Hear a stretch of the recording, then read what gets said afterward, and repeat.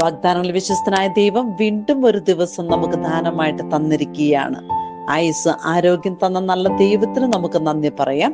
ഇന്നത്തെ പ്രത്യേക പ്രാർത്ഥനാ നിയോഗമായിട്ട് സമാധാനമില്ലാതെ വിഷമിക്കുന്ന എല്ലാ കുടുംബങ്ങളെ, വ്യക്തികളെ നമുക്ക് ഈശോയുടെ കരങ്ങളിൽ വചനത്തിന്റെ മുന്നിൽ സമർപ്പിച്ച് നമുക്ക് പ്രാർത്ഥിക്കാം.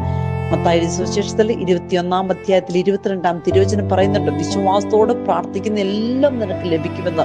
നമ്മുടെ വിശ്വാസമാണ് നമ്മുടെ ജീവിതത്തിന്റെ അടിസ്ഥാനം. നമ്മൾ ചോദിക്കുന്നതിലും ആഗ്രഹിക്കുന്നതിലും കൂടുതൽ ചെയ്തു തരാൻ കഴിവുള്ള ഒരു ദൈവം നമ്മുടെ കൂടെയുണ്ട്.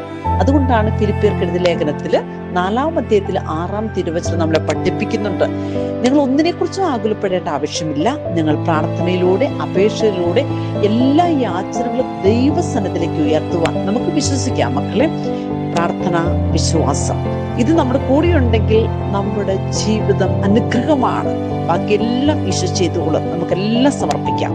ഈശോയുടെ കരങ്ങളിൽ നമുക്കെല്ലാം വിട്ടുകൊടുക്കാം.